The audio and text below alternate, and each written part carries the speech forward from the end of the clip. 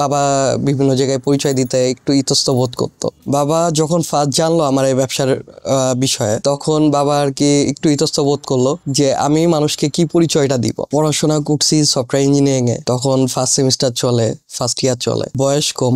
এখন বাসার পরিস্থিতি বলতে গেলে বাবা ব্যাংকার, আমার ভাই বোন যারা আছে, আমার নিজের বড় বোনই ডাক্তার। সো এই ফ্যামিলি থেকে বিলং করে সবাই আশা করছে যে সফটওয়্যার ইঞ্জিনিয়ারই হবো হয়তোবা। বাট চুরি নিয়ে যখন শুনছে যে ব্যবসা করতেছি, তখন একটু তাদের আঘাত লাগছে, তারা একটু শখ হয়েছে। প্রথম দিকে তারা একটু হার্ডই ছিল, মানে একটু না, ভালোই হার্ড ছিল। তারা আসলে কোনোভাবেই এই ব্যবসাটা করতে দিতে চায় নাই। আমার এমনও সময় গেছে আমি একা মানুষ, মানে 24 ঘন্টার মধ্যে 23 ঘন্টা আমি কাজ করছি। এখন কাজ বলতে আমি পুরোপুরি কম্পিউটারের উপরে, অনলাইনে যেহেতু ব্যবসাটা ছিল, সো অনলাইনে আমার কাজটা ছিল। সো আমি 23 ঘন্টা কম্পিউটার চেয়ারের সামনে বসেছিলাম। জাস্ট 1 থেকে 1.5 ঘন্টা আমি মনে হয় ঘুমাইতাম, তো সকালবেলায় 6টা থেকে 7টা কিংবা 6টা থেকে 8টা এরকম। হুট করে প্রোডাক্টটা হয়তো আনতে চলে যাইতেছি, নাহলে প্রোডাক্ট প্যাক করতেছি, অনলাইনে অর্ডার নিচ্ছি, একটা অর্ডার আসলে ওইটার সাথে সাথে গুছাইতেছি, গুছাই এটা আবার সন্ধ্যাবেলায় যখন কুরিয়ার আসতেছে কুরিয়ারকে দিয়ে দিচ্ছি। নিজের একটু ব্যস্ত রাখার জন্য ব্যবসাটা শুরু করা হয়েছে। প্লাস আমাদের স্টুডেন্ট লাইফে একটু তো মানে পকেট মানি দরকার পড়ে, তো ওই পকেট মানিটা অ্যারেঞ্জ করার জন্য ব্যবসাটা শুরু। 2000 টাকা আমাদের সময় তো আর পকেট মানি তো ওইভাবে বাসা থেকে দিত না। পুরো মাসের যে খরচটা থাকতো এখান থেকে আস্তে আস্তে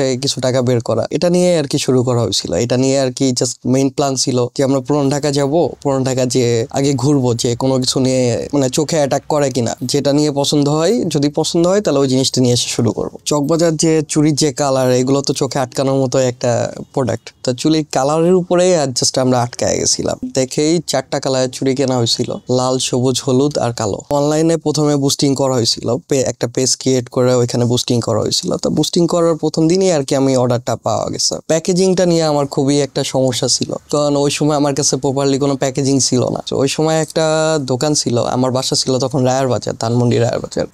ওইখানে একটা মিষ্টির দোকানের ওইখানে আমি প্রত্যেকদিন সকালবেলায় স্যান্ডউইচ খাইতাম। তো ওনার ওইখান থেকে একটা মিষ্টির প্যাকেট নিয়ে আসছিলাম, নিয়ে এসে ওইটাতে আর কি খুব কাগজ মাগজ দিয়ে পেঁচায় তারপর ওনার প্রোডাক্টটা ভাড়াইছিলাম। বাট প্রোডাক্টটা ভেঙে গেছিল।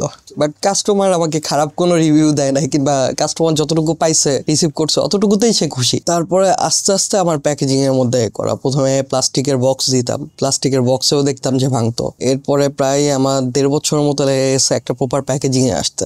1.5 বছর পরে এখন যে প্যাকেজিংটা ইউজ করি ওই প্যাটার্নটাই, ওই সেম প্যাটার্নটাই নিয়ে আসতে আমার 1.5 বছর সময় লাগছে। এখন আশা করি এখন 100টা পার্সেলের মধ্যে একটা হয়তো অ্যাক্সিডেন্টলি হয়, ভাঙে। যে আমার ছেলে কি চুরি ফিতার ব্যবসা করে কিংবা চুরি ব্যবসা করে। বাবা তখন একটু প্রেশার ক্রিয়েট করছিল, মানে ব্যবসা বাণিজ্য দরকার নাই, পড়াশোনার উপরে ফোকাস করো, পড়াশোনা নিয়েই থাকো। ইভেন তারা প্রেশার দিতে দিতে যখন পারে নাই, তখন কিছুটা আর্থিক ভাবেও একটু আটকায় দেওয়ার চেষ্টা করছিল। ততদিনে ব্যবসাটা আমার একটু নেশায় হয়ে গেছিল। প্রথম দিকে একটু লজ্জা লাগতো, বাট আস্তে আস্তে যখন টাকা ঢোকা শুরু করলো তখন সে লজ্জাগুলো ভেঙে গেছে। তখন মোটামুটি আমি একটা স্বাবলম্বী অবস্থায় দাঁড়ায় গেছিলাম। তো বাসা থেকে যদি টাকা পয়সা নাও দিতে, হয়তো একটু চলতে কষ্ট হইতো, বাট আই ক্যান ম্যানেজ। প্রায় বছর 2-3 পরে যখন আমি একটা আউটলেট শুরু করলাম, আমার ভার্সিটি পড়াশোনাও যখন শেষ প্রায়, তখন যে আস্তে আস্তে ফ্যামিলি ইতিবাচক একটা সাড়া দেওয়া শুরু করলো, মানা শুরু করলো আস্তে আস্তে যে না ছেলে কিছু করতেছে।